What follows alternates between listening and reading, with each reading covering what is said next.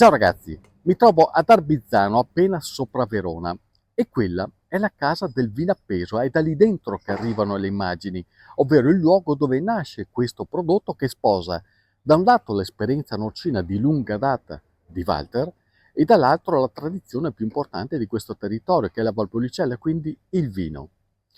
È una storia nata circa 20 anni fa da un'idea che potremmo oggi definire quasi balzana, ma che in realtà ha dei risvolti talmente forti, sia professionali che umani, che meritano di essere ascoltati. E tra poco ve li racconterò perché è proprio da lì che è arrivato il successo del vino appeso, oggi riconosciuto praticamente ovunque nel mondo della gastronomia di qualità. Come nasce oggi il vino appeso? Niente, dalle cose che noi sacrifichiamo di maiali pesanti della filiera di Parma, perché non sono altri che fanno parte della filiera di Parma. Prendiamo il cuore della coscia, invece che fare il prosciutto crudo, viene salato, disossato, salato, insaccato in vescica, stagionato. Isabella ha 30 mesi di stagionatura, 30-36 mesi di stagionatura. Isabella, che è il nome. Il nome della mia mamma, il primo, Per quanto tempo la coscia rimane nel vino? dai minimo 6 mesi. Fa 2 mesi in Amarone Isabella, poi viene scambiato ancora, fa altri 2 mesi in Amarone, poi fa il terzo passaggio, minimo 3 mesi con Recioto. Perché con Recioto il terzo passaggio, Stefano? Perché il vino passito dolce ha sentore di profumo, dà più profumo che l'amarone. L'amarone gli dà struttura, il Recioto gli dà il profumo. E il nostro Recioto, anche Stefano, è un Recioto che non viene microfiltrato, quindi è un vino genuino come viene dalla scrittura, o un vino che ha almeno 5 anni di cantina, però non viene microfiltrato, perché conserva proprio tutti i profumi dell'uva. E l'altro, visto che siamo a Verona, l'abbiamo chiamato vino appeso Giulietta. Ha lo stesso lavorazione, identica stessa lavorazione, solo che invece di avere 3 anni di stagionatura ne ha 2 o di meno. E invece di fare 2 passaggi in amarone, uno recioto, fa uno solo in amarone e ne fa 2 a recioto. È molto più dolce. Quante volte devi prendere in mano il pezzo di carne prima di arrivare al taglio? Non l'ho mai contate, se no prenderei paura. Quando uno mangia una fetta di vino appeso, non è per sfamarsi o per mangiare, ma è proprio per la soddisfazione. Io rapporto sempre la fettina del vino appeso come un cioccolatino, come un buon caffè, che quindi è proprio, non ha bisogno di essere la quantità, è la qualità e la gratificazione che hai nelle tue papille gustative quando mangi qualcosa di particolare. Mm. Il vino e le cosce di maiale. Si capisce immediatamente perché l'azienda di Walter si chiama il Vigneto dei Salumi, perché all'interno del vinappeso queste due anime si fondono e si ritrovano puntualmente nei menù delle ormai decine di ristoranti selezionati che lo propongono questo prodotto. Ma com'è nato? Qual è la storia di un prodotto di successo come il vino appeso? Era il 2004 e la crisi in questo settore si stava affacciando con una certa virulenza, con una certa decisione quantomeno. E allora Walter decise di dar spolvero al proprio spirito imprenditoriale e di cominciare a sperimentare per far fronte alle insidie che stavano venendo avanti. Quindi prese il cuore di una coscia di maiale, l'equivalente di quello che viene definito il culatello, e lo mise a stagionare. Sentite un po', da quel momento in poi, che cos'è successo.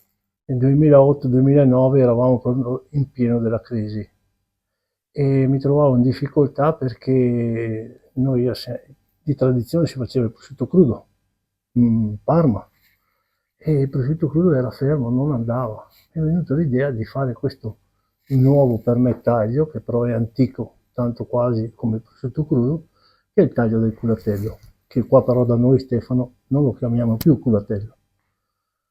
E ho messo a stagionare questo pezzo di carne dall'esperienza di oltre 50 anni di lavoro nei salumi, però non avevo idea di come si comportasse in stagionatura e mi è risultato dopo un paio di anni che era in stagionatura un salume secco e subito l'istinto è stato quello di metterlo qualche ora in acqua. Dopo ho detto no, in acqua no, perché è un prodotto così pregiato, così importante. Ho aperto una bottiglia di Amarone, l'ho avvolto con un tovagliolo, ho aperto il cassetto, ho preso un tovagliolo e fatalità Stefano, quel tovagliolo lì era stato ricamato dalla mia mamma alla materna. Mia mamma era già a 17 anni che era mancata. L'ho avvolto con questo tovagliolo e l'ho messo in frigo, togliendo la vescica, togliendo tutto quanto, l'ho messo in frigo. Era carino vederlo là perché c'era in primo piano il nome di mia mamma. È stato là, non so, non ricordo più quanto tempo, 2 mesi, 3 mesi, non ricordo più. Quando però ho deciso di aprirlo, che mi ha colpito è stato il profumo del vino, il profumo della cantina. Caspita, era una cosa particolare. Addirittura il grasso aveva preso, che era bianco, aveva preso il colore del vino. E quindi è nato tutto lì. È nato lì, solo che quel profumo lì, dopo qualche giorno, andava a perdersi. È un peccato perché dicevo, caspita, come faccio, come faccio?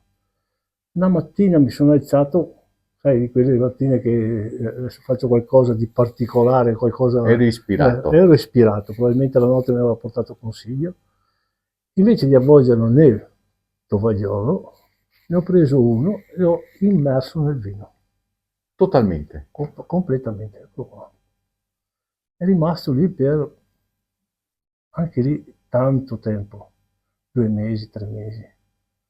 E il risultato è stato che si era ammorbidito, aveva preso profumo, aveva preso colore, ma il profumo era persistente dopo settimane.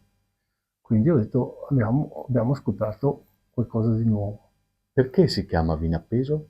Perché il primo, a dirti la verità Stefano, che ho messo nel vino, l'ho messo in un sacchetto, legandolo stretto, l'ho appeso. Non avendo contenitori, l'ho appeso. Insomma, i primi risultati furono molto positivi, molto incoraggianti e quindi era il momento di pensare di dare una svolta a questa intuizione, al vino appeso, a questo successo che si stava prospettando, ma di cui peraltro non si era ancora certi. Allora che cosa fecero? Nel 2014 Walter e il suo staff decisero di partecipare al Vinitaly, la kermesse internazionale del vino qui a Verona. Erano certi della bontà del loro prodotto, ma erano assolutamente incerti su come il pubblico e quindi il mercato lo avrebbe accolto il vino appeso. Sarebbe stato anche lì un successo oppure un flop?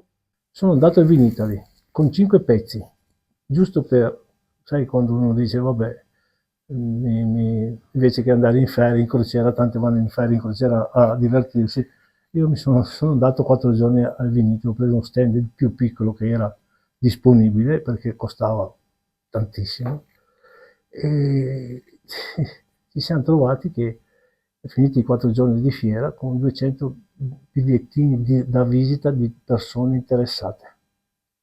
E lì hai capito? E lì ho capito che il prodotto andava bene. Era aprile 2014. E da allora? Allora siamo partiti che quando sono tornato a casa dicevo adesso per accontentare qualcuno di questi qua devono aspettare il prossimo anno, alla prossima fiera Vinitaly. Non potevo permettermelo economicamente, visto l'interesse, e non mi garbava proprio di farli aspettare. Ho anticipato di un anno l'immersione nel vino, quindi ho fatto una versione, ho messo nel vino a 18-19 mesi, ho iniziato a mettere nel vino. E lì ci siamo accorti che è diverso. Un anno in più di stagionatura è diverso, sono due prodotti diversi. Allora è nata la necessità di avere due nomi. Il vino appeso Isabella, perché era il nome di mia mamma, era stato il primo che ho avuto il tovagliolo. E l'altro, visto che siamo a Verona, l'abbiamo chiamato vino appeso Giulietta. Insomma, il successo arrivò, meritato e importante, perché per Walter non si trattò soltanto di ottenere un riconoscimento gratificante per la sua intuizione e per la sua professionalità, ma si trattò anche di essersi conquistato un toccasana fondamentale per la sopravvivenza stessa della sua azienda in un momento in cui la crisi si era fatta sentire in maniera forte e decisa anche per lui. E quelli, mi ha confidato, sono momenti in cui un imprenditore si fa tante domande e cerca soprattutto delle risposte, prima di tutto in se stesso, ma non solo. Se uno assaggia il vino appeso, cosa deve sentire? La Valpolicella, il vino, c'è la terra, c'è la tradizione, c'è quello che è la Valpolicella. Ma c'è anche Walter. Sì, la provvidenza che ha assistito Walter, la provvidenza. Il vino Cioè, appeso ti ha, se non salvato, quantomeno aiutato in quel momento di difficoltà. possiamo dire che mi ha salvato. Ha salvato più che me i stipendi dei miei dipendenti. Il posto di lavoro dei miei dipendenti ha salvato. Ha salvato, in conseguenza ha salvato anche me. E continua ad essere così? E continua a essere così. Come ci si sente ad aver inventato qualcosa di così straordinariamente unico? E a dirti la verità, Stefano, mi sento di non avermi inventato niente. Mi è stato proprio dato da un dono. È stato dato un dono, forse perché il mio obiettivo non era tanto per far soldi, era tanto di mantenere il posto di lavoro ai dipendenti. E mi sono trovato in mano questa fortuna, questa cosa particolare che è venuta da sé. Guardate il colore, ragazzi, guardate il colore, questo rosso acceso, rosso intenso, qui c'è il vino, c'è la passione, c'è il lavoro di Walter, La particolarità del vino, che si vede proprio in queste sfumature, è eccezionale. E adesso, insomma, siamo qua, vero? Tastiamo, vero? è Mamma. Mm. Sai cosa, Walter? mm, Questo è il vino appeso, ma da Berga il vino sotto? No, no, prima fuori questo qua, è marrone questo. Andiamo a pescare lì. Ragazzi, se capitate da queste parti, Walter vi porta qui nel suo cavò, che è veramente uno scrigno in cui ci sono tutti i sapori di questa terra incorporati nel vino appeso. Quindi vi aspettiamo qua. Certo, Ah, perché io sto qua, Adesso- non vado più via. adesso vado a Torre di Bagna però. Sì, dai, voilà. Ciao ragazzi, va avanti, mi sento. Tanto Sì, che era sì. finito, vero? Vai, vai, vai.